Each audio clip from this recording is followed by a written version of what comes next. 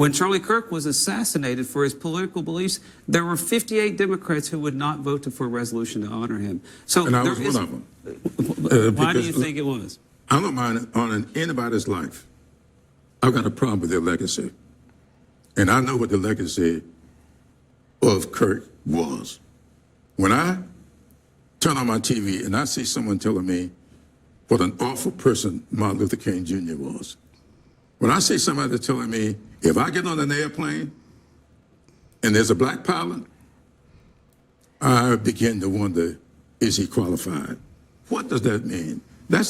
Those are the words that came out of his mouth. That's not what he said. And that's exactly what he said. I got the exact quote. It's not in context at all what he was talking about. It was a conversation about So in this clip, we're going to watch Abby Phillip's take down. I don't know who this guy is, but Abby Phillips is going to demolish these people, take down the entire panel of CNN, and break down why these arguments are crazy. You know, after the death of Charlie Kirk, which of course is sad, and, you know, like I'd say rest in peace, Charlie Kirk. And, you know, well, I never really say that. That's not my thing, but you know, my heart goes out to his family. At the same time, we see this kind of like the phenomenon that's kind of that is sprouting, where people are just remembering things in many different ways and almost canonizing Charlie as some sort of Jesus Christ. It's kind of weird. You know, some things they did get wrong here. I don't think that we need to always bring it back to Martin Luther King. I mean, there's so much more about Martin Luther King that people don't know. But at the same time, we're noticing that if you don't honor Charlie Kirk a certain way, well, you could lose your livelihood, and it's getting pretty insane. So Abby Phillips is going to absolutely demolish this panel, break it down, and show why it's insane to think, you know, to go this far. It's getting cringy. Let's just keep it. And this has been well litigated and well debated. It was about affirmative action. And so what's wrong with affirmative action? No. Look, you're telling me that when I came out of college and couldn't get a job, that was because I was not qualified? That's not what I'm saying. Well, what are you saying? What I'm saying is Charlie Kirk was very clear.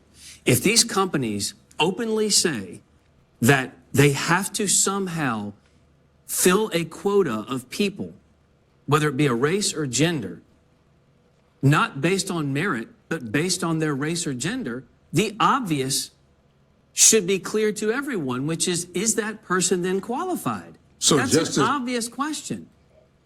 Because of the bar that the corporation itself set up by saying publicly, we're going to do this type of DEI hiring, then you have to wonder, is it because of their race or their gender? That's not what it is. Hold on a second. That's not what it is. Hogan, why would you have to wonder? Yeah, I mean, why would you have to wonder that? The only reason you would wonder that is if you're inclined to believe that nobody can be qualified if they are black and brown going into those roles. And also, but here's one other thing that I think is just a factual dispute with what you're describing. You're suggesting that the standards are lower for people of color filling these roles when there is absolutely the exact opposite. No evidence. The exact opposite. No, but that's what you said. No, it isn't. Hold on, Hogan. You said that they are only getting these jobs because of their race or gender. That's not what I said. And not because they are qualified. So are they qualified or not? That's not what I said. Are they qualified or not? What I said was... Is a pilot sitting in a... Hold on, Hogan. Is a pilot sitting on an airplane, flying a plane, whether he's black or white or a woman or gay or lesbian, if they are sitting in that seat and they meet the FAA requirements for being in that seat, are they qualified? If they are qualified, I sure hope so.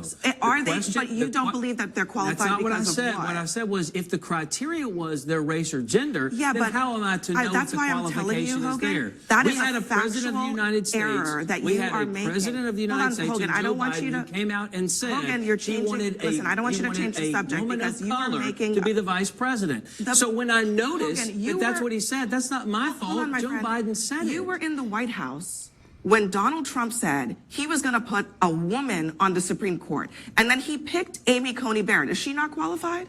She is extremely qualified. Okay, so why is she qualified, but Ketanji Brown Jackson is not? He talked about the qualification as well. What I'm saying is, in that clear directive from Joe Biden, in the clear directive from those companies, they are saying we're filling the quota. Let me ask. They're not even saying filling I'm the going to ask you again because I think you have another opportunity to really think this through.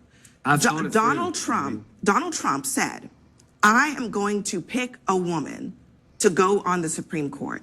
Oh, you know what? Let me ask. one of Let me his give you. options. Let me give you another one. So should he not have done that? George H.W. Bush said, Let's take it "I back am to going Ronald to Reagan. pick That's a just the I'm going to pick a black man to fill a role on the Supreme Court." Are those people unqualified? I want always the most qualified people to Are hold they those qualified jobs. or not? The problem is, the reason why Abby is able to dismantle his argument is because he's so tribal that he can't say that he has the problem when anybody does it. Because I'll keep it real, and not to just insert myself in it, I do have a problem when anybody does this. I mean, it's just a fact. It's not about don't make it about the person not being qualified. But was there somebody else who was more qualified, but we had to meet a quota? And this actually goes for black people. I don't know why black people always make this about themselves. Let's say, again, that there are let's keep it real, there's 5 qualified black men, and there's 2 more slots left for a job. 5 qualified black men, and then 2 lesser qualified, but still qualified black women. The black women are going to get the job before the black man. The trans person is going to get the job before so all of that. So it actually is not a thing that was made to help. You know, at one point it was helping people, but it's turned into something else, and that's just a fact. And anybody listening to this who's going to get mad, you know, I mean, I respect it. You know, by the way, please don't forget to hit the like and subscribe button and the notification bell.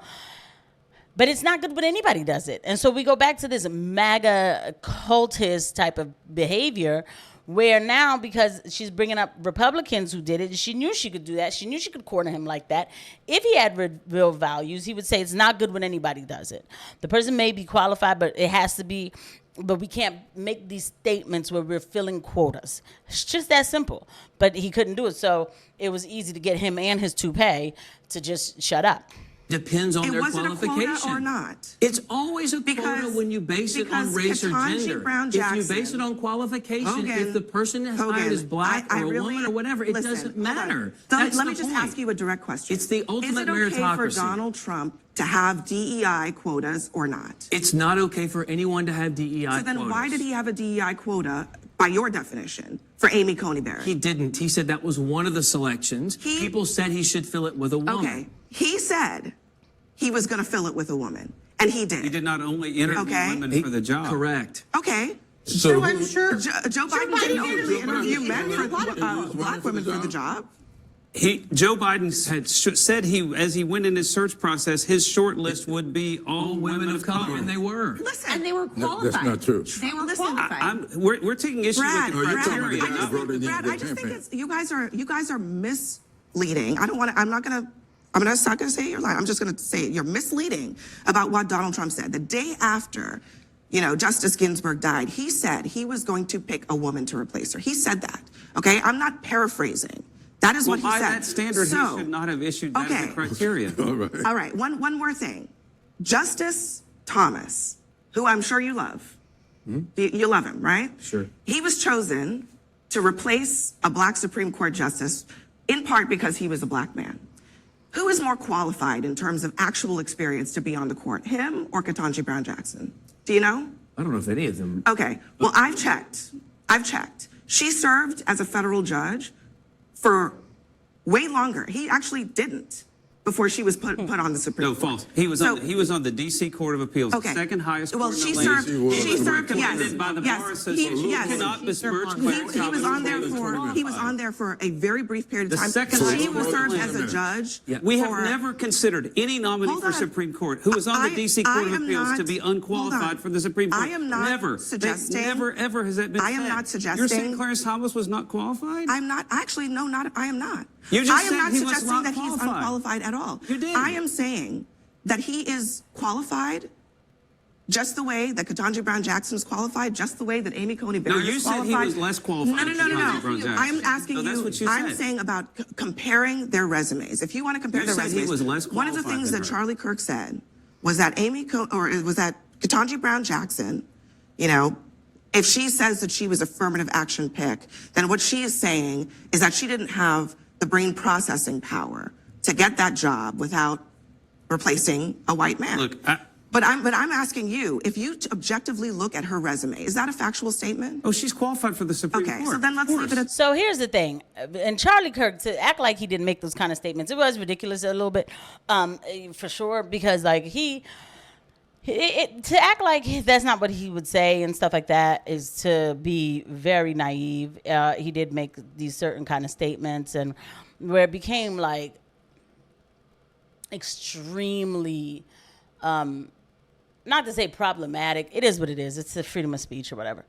But the thing is, I call it out with everybody. What Abby just did there is exactly what I said about a black man and a black woman. So we come back to it. But again, I may not agree. Now watch this. I may not agree with all of the points that she was making, but she cornered them. She did an absolutely good job of cornering these guys on the panel. She closes her eyes a lot. These guys on the panel, because they were saying rules for thee and not for me, whatever. You know, it was hard for them to get to the point of saying, well, if that's what Trump did, and Trump did say he was going to get a woman, right? So what's the difference when he does it or when the Democrats do it? It should be the values straight across the board, and it never is. It always goes back to tribalism. That's why it's easy to annihilate these people in a debate. Thank you guys for watching.